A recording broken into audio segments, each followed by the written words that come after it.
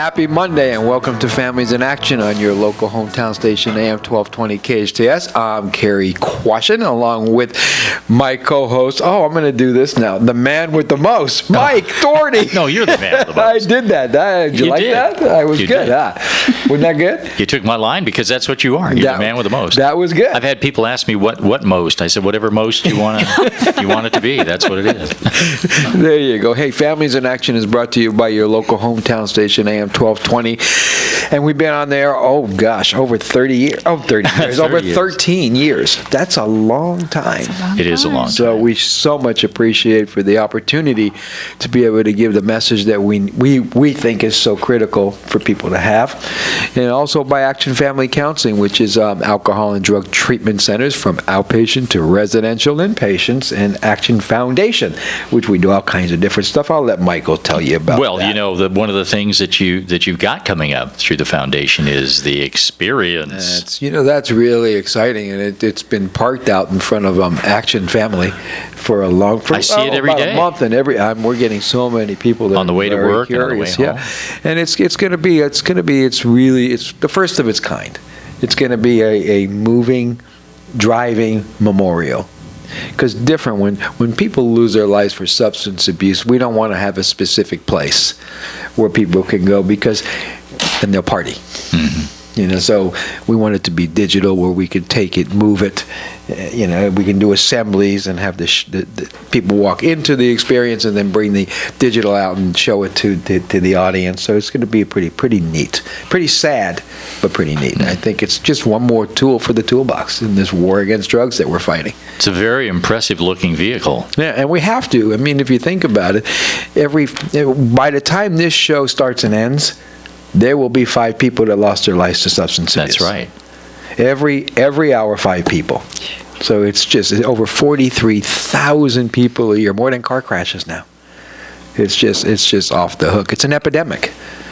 And everybody says, well, it's heroin. No, that's not true. I'm just going to have to say that because I was dealing with someone that overdosed. Fortunately, thank God they lived. But it wasn't heroin. It was opiate pills. So if you look at the statistics, the latest statistics say over 43,000 deaths, right? Only 8,000 of those, 8,000 of those deaths were heroin related. So that means 30-something thousand died from other means, which is pills. Right. So the most deadly drug out there right now, pills. And we were talking about that last week with prescription overdose and painkillers. Yeah. And the statistics were staggering. Remember the number? Yeah, I do. Of the cost? $630 billion with a B. That's what it costs society to pay for this. Yeah, and that's $2,000 per every man, woman, and child in America. That's a lot of money, isn't it? Yeah, absolutely. You could do a lot of things. Think we're having a crisis right now when it comes to substance abuse? Are we ever? What's amazing is, and Pam brought this up last week, she said it's too bad that people don't get as angry about this as they do whenever we get attacked by a terrorist. It's crazy. I mean, think about it. 43,000 people a year are dying because of drugs. Terrible. And we're not up in arms? Yeah. It's sad. It's a shame. Isn't it a shame? Yep. I mean, it's just terrible. So, anyways, that's what it's all about, Michael. Hey, we have some guests today. Let's just bring them in. What do you think? 2 very special guests. We've had Alice Reynolds with us before, not too long ago. Actually, many times. But she was with us talking about Evening of Remembrance. So everyone out there is going to remember Alice. Hello, Alice. Hi there. How you doing? Good. And we have another guest with us, Diane Briones. I wanted to make sure that I said your name right. Got it right.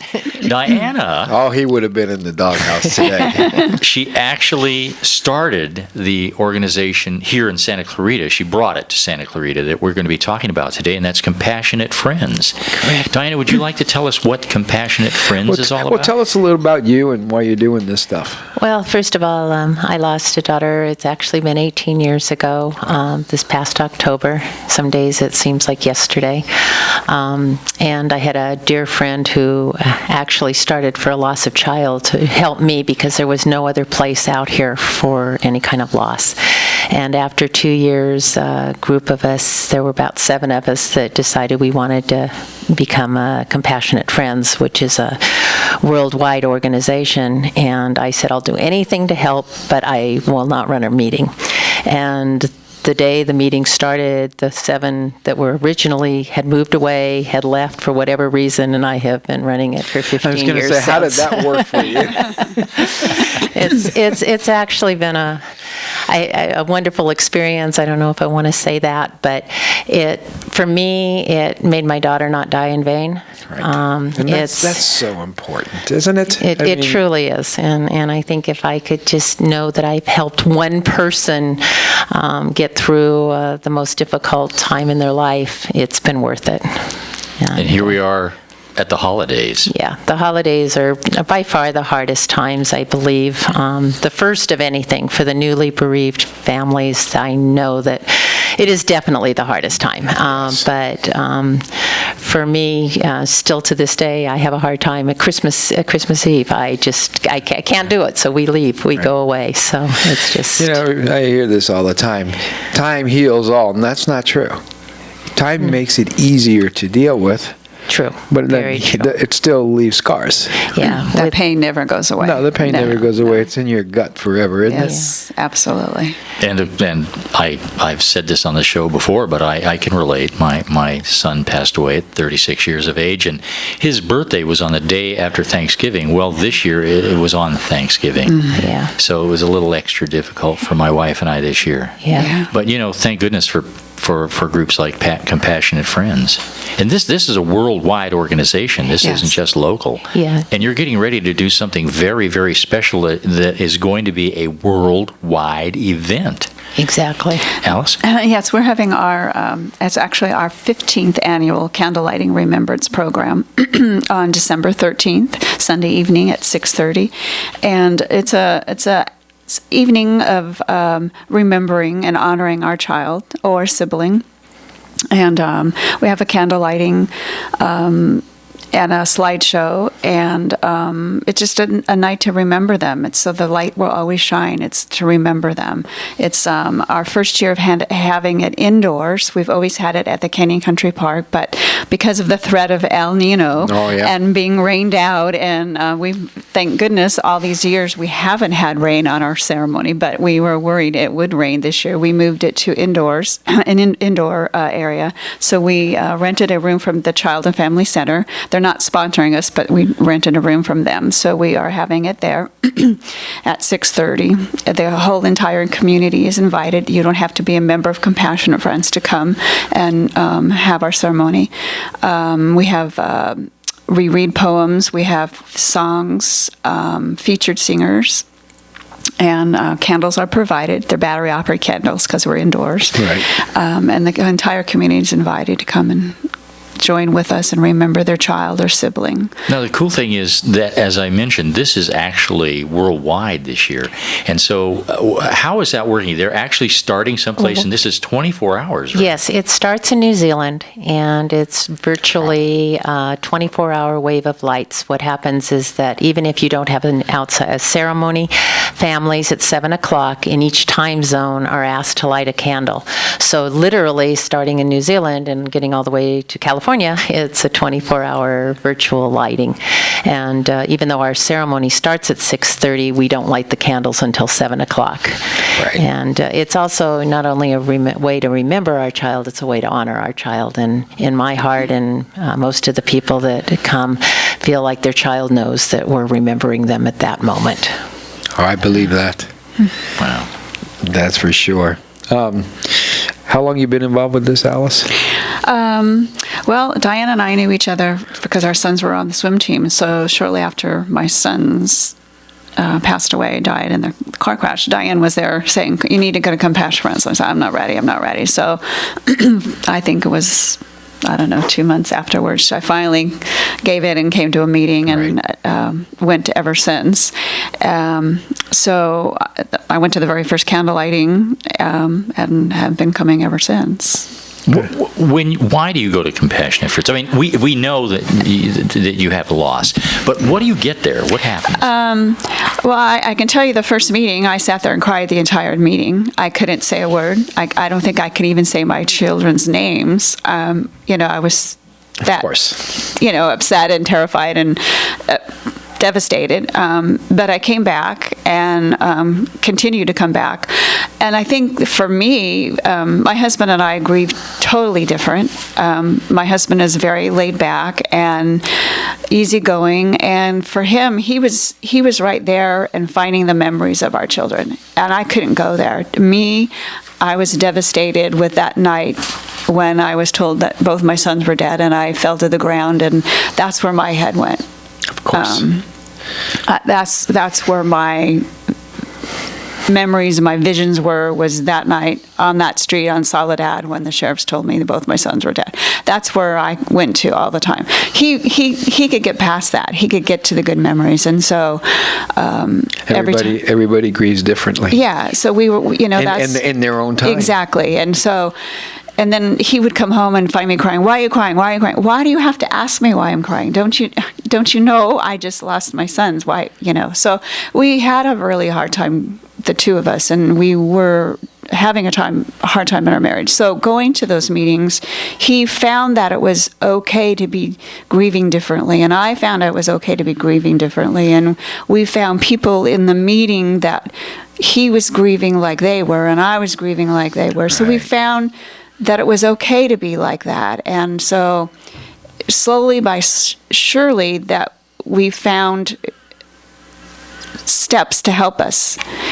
And then slowly by surely I was finding that I was able to talk, and I was finally down the road. I actually gave advice to people that came in that were new, and I found I was growing in my grief. Did that surprise you? It did surprise me, and I was like, okay, I not only can talk now, that I was growing in my grief, and that's Yeah. unique. Then you start feeling a little bit better about yourself, and you realize it's not in vain. The other thing that's really terrific with you guys is that in so many ways, when parents are going through changes with their kids in general, they have a hard time. And when we get people coming to our groups, there's a kid out of control, everybody's fighting, everyone's blaming everybody, families are ready to split up, divorce, sleep in other bedrooms. You all made it through a huge crisis. And how long ago was this? 15 years. And you're still together. I think that's awesome. It was a struggle. I'm not saying it was as easy as pie. Sure. It was a struggle, and it was baby steps along the way. It was. And a lot of support. Yeah. Diane, I wanted to ask you that I know that there's a theme every year. What's the theme this year for the lighting of the candles? She's drawn a blank. No. You know what? I have it written down here of a cheat sheet. It actually is the theme every year is so their Same? light. Yeah. Oh, I thought it was a yearly theme. No, so their light may always shine. Do you know what it is? Yeah, so their light always shines. Okay. And Well, yes, I thought it was a new theme get 10 every points year. for that. I just assumed. Look No, what that was. happened. I'm really sorry, Mike. See what happens when you assume? It is Make always. a fool out of yourself on live radio. We do it because we want them to be remembered. And I think the hardest part for any member or any person who has lost a child, that their child will be forgotten. I know that has always been my thing, and I am one that can always talk about my child. I'll be in a grocery store and somebody knows that I had this daughter. But just to know that their life meant something, and we don't want them forgotten. And the one way of doing that is through this candle lighting, and so that's why it's so important. And that makes such sense. When I go to the cemetery and visit my parents, and that's the first thing I think. Wow, are they going to be forgotten? Exactly. You know, Exactly. I mean, You don't want that. it's just people going to forget about everybody. I mean, does everybody get forgotten? So that surely is a great message you're putting. Especially further down in the years of our children being gone, the friends and relatives really become uncomfortable talking about them. I'm sure. So the ceremony like this is good for us as parents. We want to remember them. Yeah. And through when silence is broken and people start talking and feeling, they start healing. Exactly. Yeah, we had one member who used to come. She's moved away, but she used to always say when she's at a meeting that she felt like she was on a date with her son. Yeah. And it always made me think, it made me feel that way, as well, as that you can talk about your child and everybody understands where you're coming from, and Right. And you can celebrate the memories. Yeah, exactly. Yes. Exactly. There are people that have been listening to us out there that probably want to know already how to get a hold of you.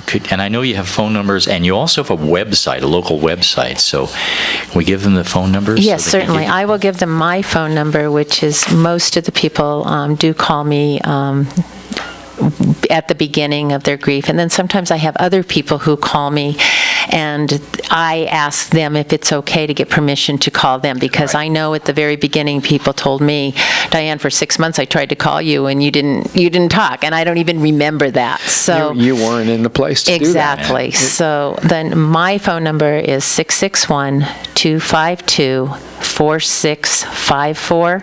That's my home number. Can you give that one more time, just it's- because they're stumbling trying to find a pencil right now. Exactly. A piece of paper to write on. Shame on you guys listening to our show without a pencil. Yeah, right, especially if you're driving. Or a pen, yeah. 661-252-4654. And I will let Alice give you the website. She is the one that so wonderfully put that together. I will give her a plus right now, because without Alice, I could not have run the meetings or done anything that I've done without her, so. Okay. If you want to call me, I'll give you my phone number too as well. My name is Alice Reynolds, and my number is 661-252-4374. And we have a website, and the website is www.compassionatefriends.org. No. Oh, that's the national website. Okay, that's the national website. Our local chapter is compassionatefriends-scv.org. So that's the local chapter's website. We also have a Facebook page, so you can look that up too. If you're interested in our meetings, the meetings are held at Fellowship Christian Church, and that's 26889 Bouquet Canyon in Saugus. And it's right behind the Goodwill on Seco and Bouquet. It's right behind there. Yeah, it's a kind of a hard location, because if you're on a GPS, Right. it shows you that it's on Bouquet, and it's not. It's behind Bouquet. So a lot of times people get a little bit confused. So it's best to call ahead of time, and we can give Right. you a little better directions. directions. Yeah. What days and time is it? It's always the first Thursday of the month, unless it runs like on a holiday, then we Right. would switch it. But it's the first Thursday of every month At 7 o'clock. at 7 p.m. Correct. It's 7. Well, I get calls from time to time at the hospital, people asking for grief counseling, and I always include Compassionate Friends in the numbers that I hand out. So I know you're doing a lot of good work for people out there. Thank you so And much. this time of the year, especially, it really gets a little rough. Yeah. The one thing I'll say is that, grief counseling is good. I'm not putting it down. I went, but I will say that when you lose a child, it is easier when you're in a group with people who have also lost a child. And if even your grief counselor, if they haven't experienced the loss of a child, they truly don't know. I was going to say they can't know. No, exactly, When and you my- don't want them to Yeah, know. when my kids get in their car, I mean, my boys are a little older, so I'm pretty confident, but when my daughter's almost 18 gets in the car, I get shivers sometimes just even thinking about it. Yeah, because we know how Cary drives on the road. Right. I'm a bad role model. No. Oh. Actually, I drive very, very safe lately. I'm Yes. really paying attention to that, and I really do want to be a role model to my kids when they're in my car. Speaking of cars, I will say that in the beginning, when my daughter was killed in a car accident, and I just want to reach out to all, if any children are out there listening, and adults too, please, please, please pay attention. Slow down. No cell phones. Yeah. No texting, because we've just lost too many children that way. I mean, drugs is awful. illness is horrible, but it can be avoided if you just really think about it and slow down a little. You know, if you're driving 60, 70 miles an hour, 50 miles an hour, whatever it is, and you look to the right for 2 seconds and you turn back, so much can change so quickly. Exactly. And when you're texting or any of that kind of dialing a phone, it's more than 2 seconds. Yeah. And just in the blink of an eye, things can change. Absolutely. Worlds can be falling apart. On that note, we'll be right back. This is Families in Action on your hometown station, AM 1220 KHTS.